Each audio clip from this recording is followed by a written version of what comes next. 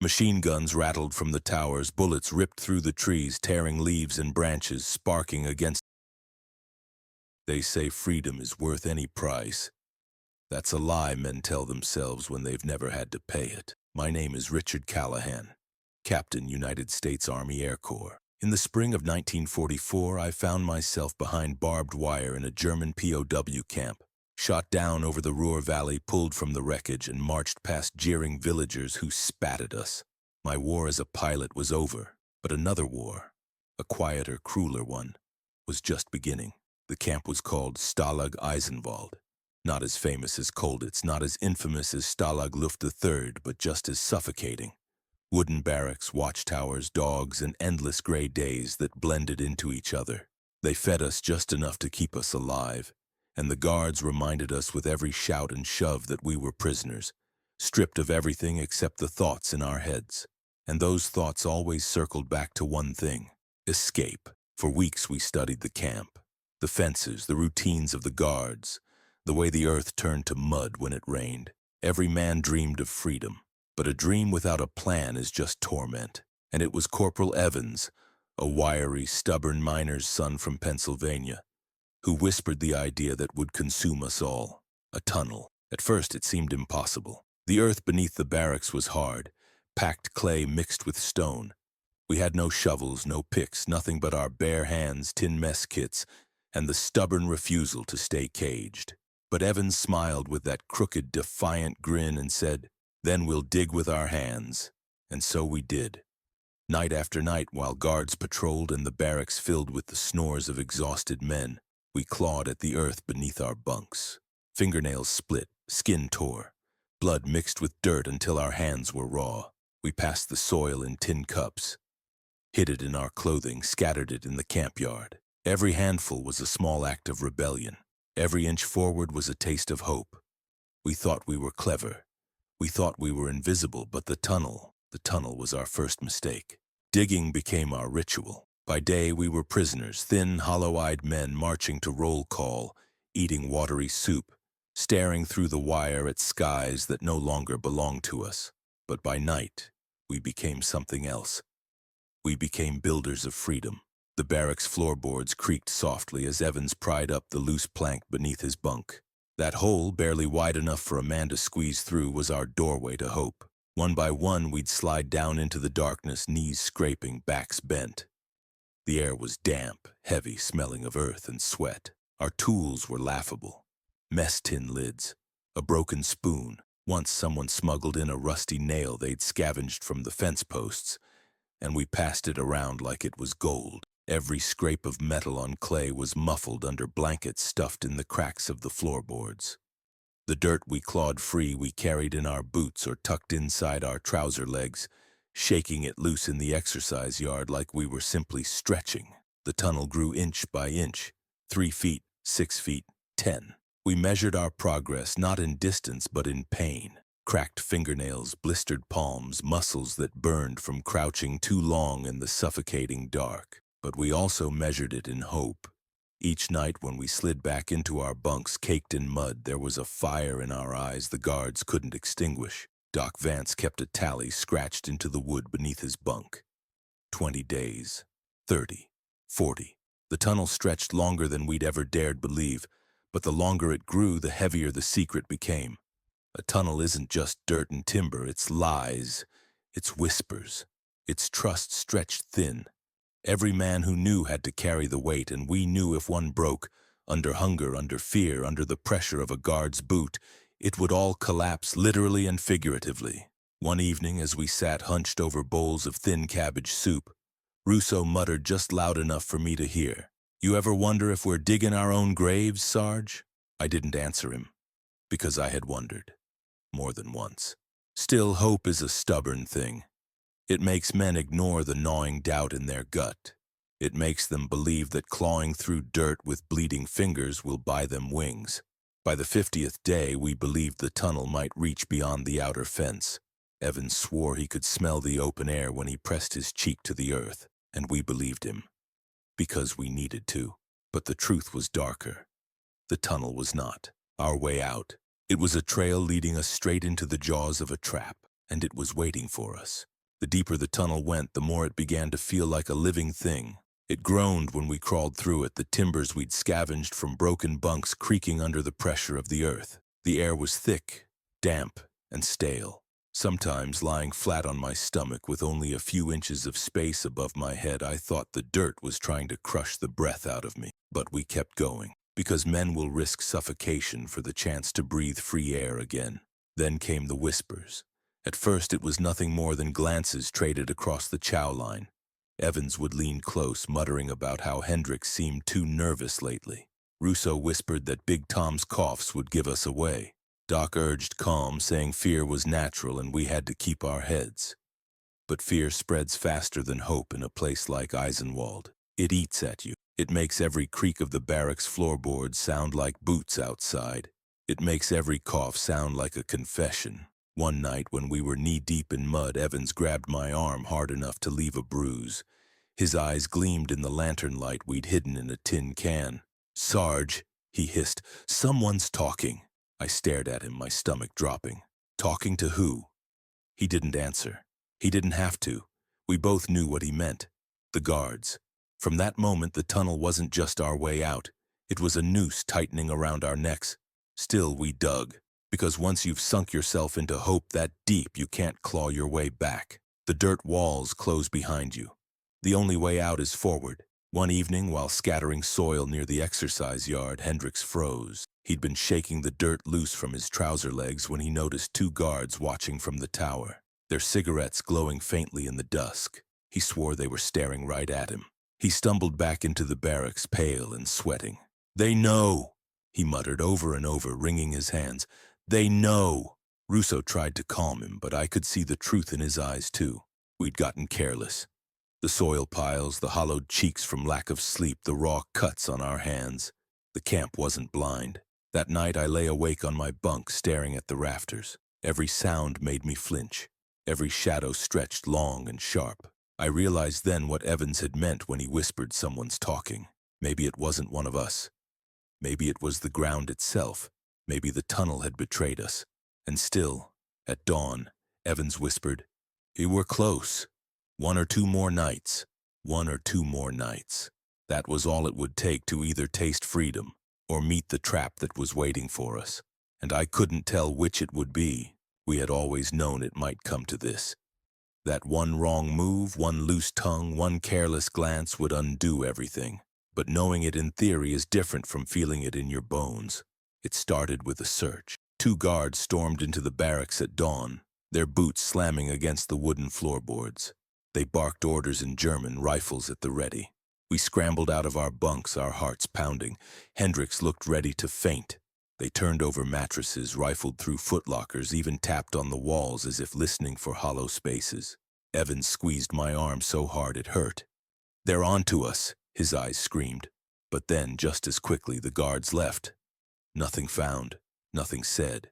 The silence they left behind was heavier than their presence. That day, no one spoke. Even Russo, who could never keep his mouth shut, sat with his back against the barracks wall, staring at the dirt under his fingernails. When night fell, we gathered at the tunnel mouth. Evans was shaking. "Someone told them," he whispered. "Or maybe they're just suspicious," Doc said quietly, his Bible clutched tight against his chest. "God help us if they know." But deep down I knew Evans was right. The search wasn't random. It had weight. It had purpose. And if someone had betrayed us, then the tunnel itself wasn't freedom anymore. It was a grave waiting to close. Still, we dug. Because what else could we do? 2 nights later, the earth gave us our answer. Chen was on his belly in the tunnel, scraping away at the dirt when the lantern flickered. He froze. A faint sound echoed down the shaft. Not the scrape of shovel against soil. Not the muffled breath of a man crawling forward. It was the sound of boots. Dozens of them. Above us. "Out!" Chen hissed, backing up so fast he scraped his elbows raw. "They're here!" We scrambled from the tunnel, choking on panic. Outside, the camp was too quiet, too still. The kind of silence that feels like the moment before lightning strikes. Then the floodlights blazed on. The guards were waiting, ringing the compound, rifles leveled, dogs straining at their leashes. One of the officers stepped forward, his lips curled into a smile that made my blood run cold. He pointed at the ground beneath our feet, the loose patch of soil where we'd hidden the tunnel entrance. They'd known all along. The men froze. Evans swore under his breath, his fists clenched. Hendricks dropped to his knees, mumbling prayers. Big Tom shifted his weight, ready to fight. But we all knew what would happen if he tried. The officer barked a command. Guards swarmed in, tearing up the ground, exposing the mouth of our tunnel for all to see. One of them laughed, a sharp, cruel sound that cut deeper than any blade. Our dream of escape lay naked in the floodlights, nothing more than a scar in the dirt. And in that moment I realized the first mistake wasn't digging the tunnel. It was believing the jungle of lies inside that camp wouldn't swallow us whole. The betrayal wasn't just from one of us, it was from the ground itself, the very earth we'd trusted to hide us. The guards didn't drag us out that night. No, that would have been too merciful. Instead, they herded us back into the barracks like cattle, rifles pressing against our backs. The tunnel mouth lay gaping behind us under the floodlights, exposed and raw, like a wound that would never heal. They wanted us to see it one last time, to feel the weight of our failure seared into our minds. The officer in charge, a tall man with a scar down his cheek, lingered at the doorway. His voice was calm, almost polite, but his eyes gleamed with cruelty. "Tomorrow," he said in clipped English, "tomorrow you learn what happens when Americans dig like rats." Then the door slammed shut, the lock clanked, and we were alone with our fear. That night stretched into eternity. No one slept. Evans paced like a caged wolf, muttering under his breath. Doc clutched his Bible, whispering prayers for forgiveness. Hendricks sat in the corner, his eyes empty as if he were already gone. Big Tom pressed his fists together so tightly I thought his bones would crack. Me? I sat in silence, staring at the floorboards, hearing the phantom scrape of our shovels in the dirt. We had risked everything, dreamed of freedom, and now we were waiting for the hammer to fall. Morning came with the bark of orders and the butt of rifles slamming against the door. We stumbled outside into the icy dawn. Frost clung to the barbed wire, glittering in the cold light. The guards lined us up in front of the other prisoners.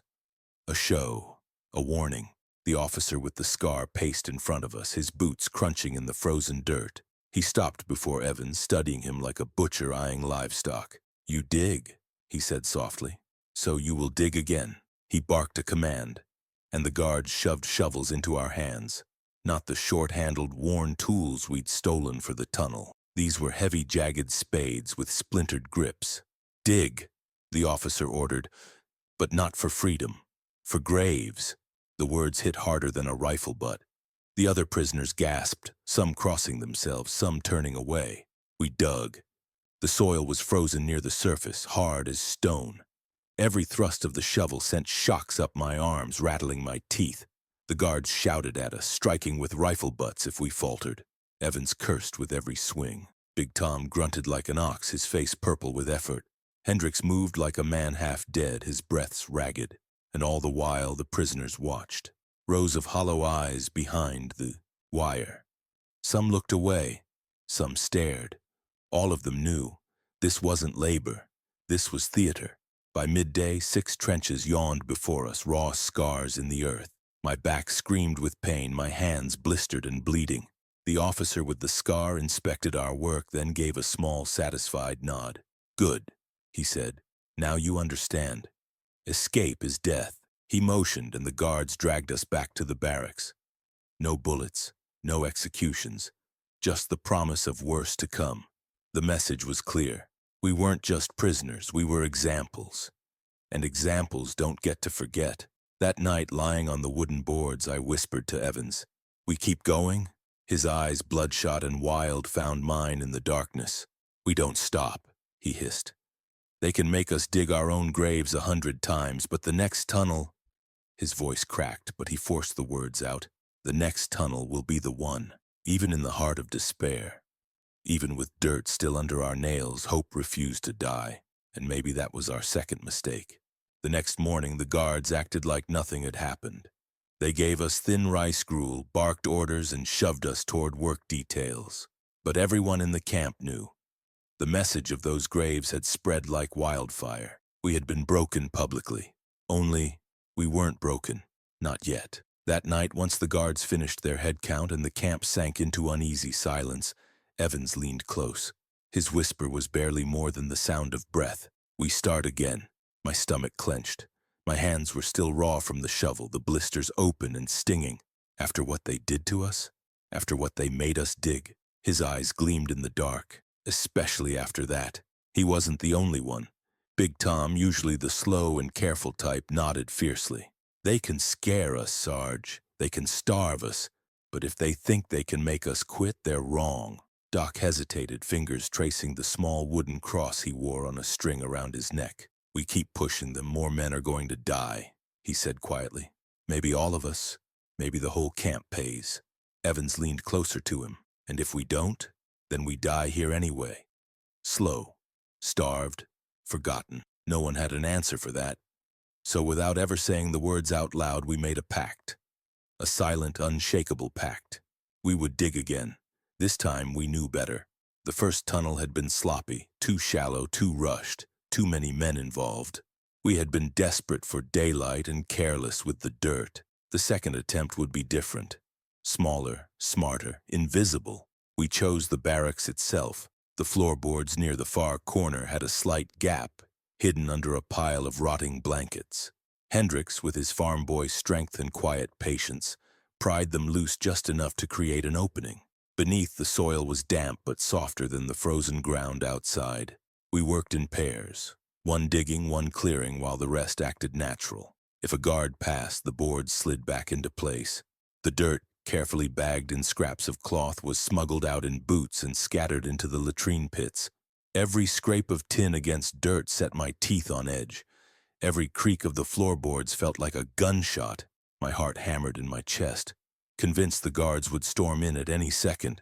But the days stretched into weeks, and somehow we went unnoticed. Hope, fragile and dangerous, began to creep back into our veins.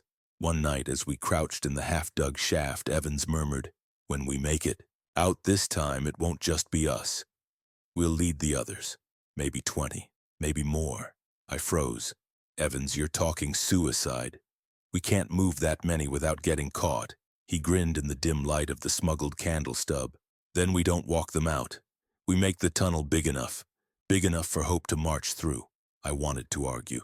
Every survival instinct screamed at me to keep it small, keep it secret. But I saw the fire in his eyes, the hunger that no guard, no rifle, no grave could kill. And deep down, against my better judgment, I wanted to believe him. We dug deeper, wider, riskier, and with every handful of dirt we clawed from the earth, I felt the jungle, the camp, the guards, everything closing in around us, watching, waiting. Because this time, the jungle wasn't the only thing that wanted us buried. The tunnel was nearly finished. 2 weeks of scraping, hauling, hiding dirt in boot soles and latrine pits. The air inside was damp and choking, but it stretched longer than any of us dared hope. 12 yards, maybe more. Enough to reach past the wire, enough to feel freedom humming just beyond the packed soil. We whispered of it at night. Not out loud, just with our eyes. A nod from Evans. A faint smile from Big Tom. Even Hendricks, who'd gone quiet since the punishment, began to speak again, muttering plans about what we'd do once we were out. It was dangerous hope. Too bright, too loud, and hope in a place like that always drew attention. The first sign came with the guards. A subtle shift. Their patrols were tighter, their eyes sharper. They lingered longer in the barracks, their boots thudding across the wooden planks as if listening for something beneath. One guard in particular, a thin man with a crooked nose, seemed to circle our corner more often, his gaze drifting to the pile of rotting blankets that covered the tunnel mouth. Evans noticed it too. He grabbed my arm one night, his whisper harsh. "We've got a tail. They're onto us." My stomach twisted. "Then we shut it down, cover it, forget it." His jaw clenched. "Not a chance. We're too close." That night I lay awake, staring at the dark rafters above, listening to the breathing of 100 men crammed into the barracks. Every creak of the boards made me flinch. Every cough sounded like a signal. When dawn came, the crooked-nosed guard singled out Evans, pulled him from the line, dragged him into the yard. We couldn't hear what was said, but when Evans returned, his lip was split and his eyes were blazing with fury. "They know something. he hissed. They don't know what, not yet. But they will. Big Tom's hands shook as he whispered back. Then what do we do, Evans? Evans spat blood onto the floorboards. We finish. Tonight. Or never. That evening, when the camp fell into uneasy silence, we returned to the tunnel. Our hands moved faster than ever, the soil crumbling under our desperation. Sweat dripped into my eyes, stinging, but I kept clawing at the earth. Every scrape of tin on dirt felt like a countdown, and then, faintly above us, footsteps. Slow, deliberate, right over our heads. We froze, hearts hammering, ears straining. The boards creaked. A shadow passed over the gap where our blankets lay. The guard. He lingered long enough to make my blood turn cold, then moved on. The sound of boots faded, but the silence that followed felt heavier than any shout. We pulled back, gasping for air in the darkness of the shaft. Evan's face was inches from mine, dirt smeared across his skin, his teeth flashing white in the candle's faint glow. Tomorrow night, he whispered. We break through. No more waiting. His voice carried more than determination. It carried defiance, almost madness. Because by then we all knew the truth. The tunnel wasn't just our escape route anymore. It was a race. Us against the guards, us against time, and time in that place was never on our side. The barracks was silent that night, but it wasn't the silence of rest. It was the silence of men holding their breath, waiting for fate to decide. Evans crouched by the hole, his hands trembling not with fear but with urgency. This is it. No more waiting. No more chances. We slid into the tunnel one by one, the damp earth pressing close around us. The air was thick, the walls slick with condensation. My shoulders scraped raw against the sides. Behind me, Big Tom's heavy breaths filled the narrow passage. Ahead, Evans clawed forward like a man possessed. The candle stub we carried sputtered, its weak flame dancing shadows along the packed soil. We had maybe an arm's length left, just enough to break daylight. Every scrape of tin against dirt thundered in my ears. Every handful we pushed back made my chest tighten. We were so close I could taste the night air, feel the freedom bleeding through the soil. And then, shouts, muffled at first, then sharper. Boots, barked orders. The guards. Evans froze, his hands buried in the dirt wall ahead. For a heartbeat, we all froze with him, listening. The shouts grew louder, closer. They found it, Hendricks whispered hoarsely behind me. God help us, they found it. Evans didn't hesitate. His fists hammered at the packed soil like a madman. Dirt rained down, stinging my face, filling my mouth. I pushed with him, clawing, choking, lungs burning. Behind us, the tunnel shook as boots pounded across the barracks floor above. And then, the wall gave way. Cold night air poured in, sharp and pure. A star-speckled sky glimmered beyond the ragged hole. Freedom. Real, tangible freedom. Go!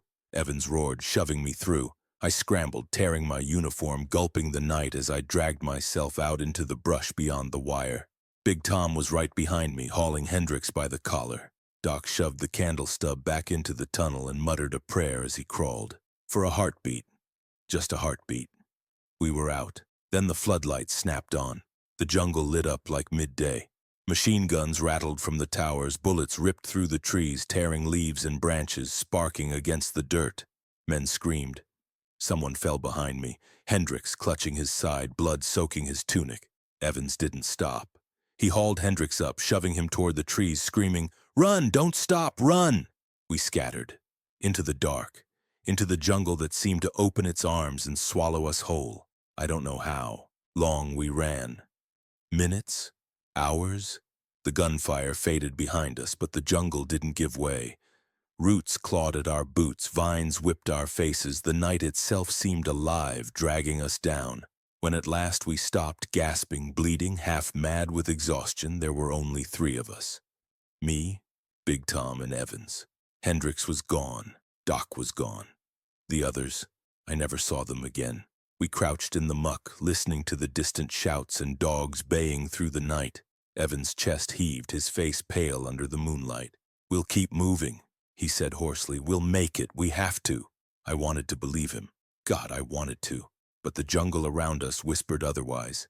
We were free, and yet not. The jungle was no friend, no sanctuary. It was the final guard, the last prison. And as we stumbled deeper into its black heart, I realized the bitter truth. We hadn't escaped. We had only traded one cage for another. And that was the second lie the tunnel told us. If you've been following these stories, if you felt the mud, the fear, the desperate hope, then I ask you, subscribe to the War Chair. Leave a comment. Share your thoughts. Let me know you're here. Because these stories, as dark as they are, aren't just about war. They're about survival, about the weight men carry and the choices that never leave them.